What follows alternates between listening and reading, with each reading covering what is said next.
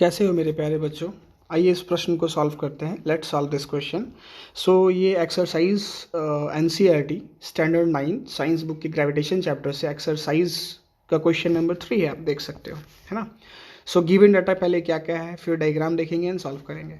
What is the magnitude of gravitational force. Gravitational force का magnitude पूछा जा रहा है। Force between the earth and the object. Earth और ऑब्जेक्ट, अर्थ एक हमारा और एक ऑब्जेक्ट है जिसका मास 1 kg है, ठीक है। ऑन इट सरफेस, सरफेस पर मतलब सरफेस के अगल बगल थोड़े से हाइट पर। मास ऑफ द अर्थ दिया हुआ है आप लोगों को and radius of the earth दिया हुआ है, दैट इज डिस्टेंस कह सकते हो आप। देखो एक्चुअली क्वेश्चन के डायग्राम को अगर एनालाइज किया है, समझो बात को।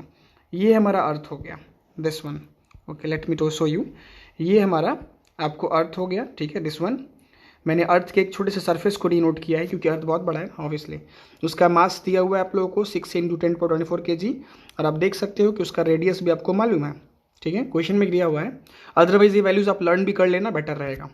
अब अर्थ सरफेस से थोड़े से हाइट पर, एक्चुअली ये हाइट बहुत कम है, नेग्लिजिबल कह सकते हो, क्योंकि अर्थ का रेडियस कहाँ आपको 6.4 × 10⁶ मीटर्स है, और ये कहाँ एकदम नेग्लिजिबल हाइट होगा। सो इसको आप इग्नोर भी कर सकते हो, it is almost zero, negligible, ignorable जो कह लो, ठीक है। तो अब ये बोला जा रहा है कि ये फोर्स है जिसका मास है 1 kg, अर्थ इस पर कितना ग्रेविटेशनल पुल एक्सर्ट करेगा, यानी ग्रेविटेशनल फोर्स एक्सर्ट करेगा। तो हमारे पास दो मेथड से इसको सॉल्व करने का, हम लोग इसको दो मेथड से सॉल्व कर सकते हैं।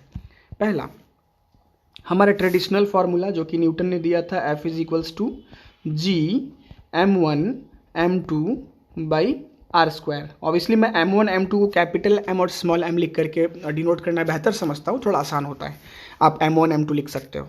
ये हमारा ट्रेडिशनल फार्मूला है जो न्यूटन बाबा ने हम लोग को, जस्ट फन, न्यूटन ने दिया है हम लोग को ये फार्मूला, ठीक है। और एक हमारा और फार्मूला है, that is F = directly mg से कैलकुलेट किया जा सकता है। In both of the cases हम लोग को ये कैलकुलेट करना है कि उस ऑब्जेक्ट पे कितना फोर्स फील किया जा रहा है, वो ऑब्जेक्ट कितना फोर्स फील कर रहा है डाउनवर्ड, ये हमारा क्वेश्चन है। तो आप इस फार्मूला से भी सॉल्व कर सकते हो, इस फार्मूला भी सॉल्व कर सकते हो। पहले हम दोनों से सॉल्व करते हैं और फिर आपको बताएंगे इन दोनों फार्मूला में आखिर क्या रिलेशन है, क्यों दोनों फार्मूला वैलिड है। क्योंकि ऑब्वियसली देख रहे हो कि यहाँ जो सेकंड वाला फार्मूला है, आप जो इस फार्मूला को देख रहे हो, दिस वन, इसमें ना ग्रेविटेशनल कांस्टेंट आपको दिख रहा है कहीं पर, है ना। अभी मैं पहले बात कर रहा हूँ, बाद में समझाऊंगा क्या बात है। ना ही यहाँ आपको capital M mass of the earth दिख रहा है आपको यहाँ पर, ना ही यहाँ पर कोई रेडियस का या आर का टर्म दिख रहा है आपको, कोई टर्म्स यहाँ प्रेजेंट नहीं है, आप देख सकते हो। सिर्फ यहाँ पर स्मॉल m दिया गया है, मतलब वो ऑब्जेक्ट जिस पर फोर्स कैलकुलेट करना है उसका मास कितना है, और एक्सेलरेशन ड्यू टू ग्रेविटी दिया हुआ है बस। जो आपको मालूम है अर्थ सरफेस के अराउंड 9.8 होता है, अर्थ सरफेस पे 9.8 होता है, कुछ हाइट तक भी 9.8 मान सकते हो, लेकिन बहुत हाइट बढ़ने से एक्सेलरेशन ड्यू टू ग्रेविटी की वैल्यू घटने लगती है। ये आप जान चुके हो, आपने पढ़ चुका है, ग्रेविटेशन पढ़ा होगा आपने। हाइट के साथ एक्सेलरेशन ड्यू टू ग्रेविटी घटता है, डेप्थ में भी घटता है, और पोल्स और इक्वेटर्स पे भी डिफरेंस आता है, रोटेशन से भी फर्क पड़ता है। अगर अर्थ बहुत फास्ट नचने लगेगा तो उसकी एक्सेलरेशन ड्यू टू ग्रेविटी क्या होगी, लेकिन ये सब स्टैंडर्ड 11th में आएगा, कुछ चीज़ें स्टैंडर्ड 9 में पढ़नी है, लीव इट। सो इस सेकेंड वाले फार्मूला से भी आपको आंसर मिल जाएगा और फर्स्ट वाले फार्मूला से भी आंसर मिल जाएगा। सो दोनों फार्मूला क्यों एप्लीकेबल है, इन दोनों फार्मूला के बीच में क्या रिलेशनशिप है, मैं एक क्वेश्चन सॉल्व करने के बाद आपको बताऊंगा। पहले दोनों से सॉल्व कर लेता हूँ। सो सबसे पहले इजी वाला फार्मूला यूज करो, F = mg। तो मास ऑफ द ऑब्जेक्ट कितना है, 1 kg, है ना, और g क्या होता है अर्थ सरफेस पे, 9.8।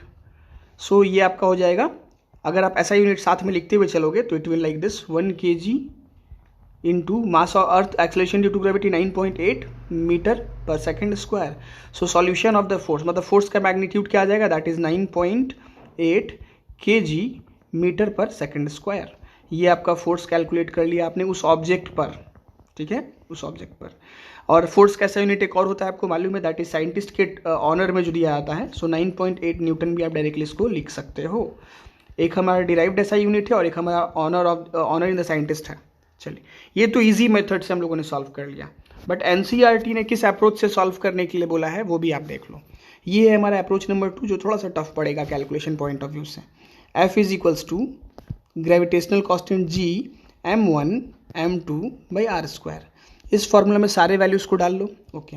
F = G की वैल्यू क्या है, 6.67 होता है, बट 7 लिखते हैं, into 10⁻11 mass of the earth क्या है, मास ऑफ द अर्थ आपको दिया हुआ है that is 6 into 10 to the power 24, 6 into 10 to the power 24 KG. KG में ऐसा यूनिट है, कोई दिक्कत नहीं है। मास ऑफ द ऑब्जेक्ट क्या है 1 केजी, तो इग्नोर करो 1 है। उसके बाद आर स्क्वायर मतलब डिस्टेंस क्या है ऑब्जेक्ट से अर्थ के बीच का। देखो हम लोग जब भी डिस्टेंस कैलकुलेट करते हैं, आपको याद होगा प्रीवियस क्वेश्चन में मैंने डिस्टेंस कैलकुलेशन में कहाँ से लिया था, मैंने डिस्टेंस कैलकुलेशन सेंटर से लिया था। एक्चुअली किसी भी ऑब्जेक्ट, जो बड़ा ऑब्जेक्ट होता है छोटा ऑब्जेक्ट होता है, हम लोग एक पॉइंट से डिस्टेंस कैलकुलेशन कहते हैं। तो सेंटर से ही डिस्टेंस कैलकुलेशन करना होता है, एक ऑब्जेक्ट से दूसरे ऑब्जेक्ट के बीच के सेंटर का, centre to centre distance. Similarly यहाँ जो आप ऑब्जेक्ट के बीच का डिस्टेंस कैलकुलेट करने जा रहे हो, तो अर्थ के सेंटर से जहाँ भी हो, जिस कॉर्नर में हो, अर्थ के सेंटर से ऑब्जेक्ट के सेंटर तक के बीच का डिस्टेंस हम लेंगे, दिस वन, ठीक है। तो यहाँ अर्थ का रेडियस तो आपको मालूम है that is 6.4 into 10 to the power 6 metres, और ये डिस्टेंस इतना कम है उस रेडियस के सामने कि नेग्लिजिबल है। तो डायरेक्टली हम ये कह सकते हैं कि इस ऑब्जेक्ट का जो डिस्टेंस है अर्थ से या अर्थ के सेंटर से, वो रेडियस ऑफ द अर्थ के बराबर ही है ना।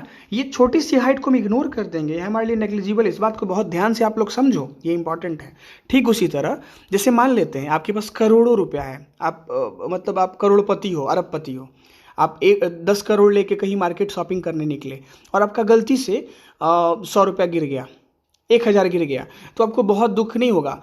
और आप घर पे अगर आप वापस घर आते हो और कोई आपसे पूछता है कि कितना रुपया है बेटा आपके पास, या कितना रुपया है आपके पास, कितना बचा, तो आप ऐसे थोड़ी बोलोगे कि 99 लाख, 99,000, ऐसे थोड़ी बोलोगे। आप बोलोगे 10 करोड़ है जितना था मेरे पास, या 9 करोड़, जो भी हो, कैलकुलेशन मेरे वर्ड्स पे मत जाना, बात को समझो।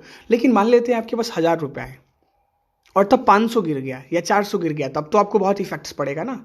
तो यहाँ एक्चुअली अर्थ का रेडियस इतना बड़ा है कि इसके सामने ये छोटा सा डिस्टेंस को हम नेग्लिजिबल मान लेते हैं और डायरेक्टली हम डिक्लेयर कर देंगे कि अर्थ और उस ऑब्जेक्ट के बीच का डिस्टेंस क्या है, दिस वन, ठीक है। तो आते हैं ट्रेडिशनल फॉर्मूला पे। तो डिस्टेंस का square that is 6.4 into 10 to the power, क्या है वो 6 है ना, हाँ 10 टू पावर 6 का स्क्वायर, ये डिस्टेंस का स्क्वायर। अब यहाँ पर कैलकुलेशन स्टार्ट करो। तो मैंने बताया है जो बहुत इजीली नंबर्स होते हैं उसको साथ में लिख लीजिए। ये स्क्वायर है तो 6.4 इंटू 6.4 हो जाएगा 2 बार, ठीक है, 1 मल्टीप्लाई हो जाएगा, कोई दिक्कत नहीं है। और 10 टू द पावर, नहीं मल्टीप्लायर्स को अलग कीजिए, 10 to the power -11 into 10 to the power 24 by 10 to the power 6 होता, बट स्क्वायर है ना तो 12 हो जाएगा, ठीक है। Now let's solve it. अब इसको सॉल्व करते हैं। सो f इज इक्वल्स टू हमारा हो जाएगा, ओके वेट, पहले 10 टू द पावर टर्म्स यानी मल्टीप्लायर्स को सॉल्व कर लिया जाए, बेटर होगा।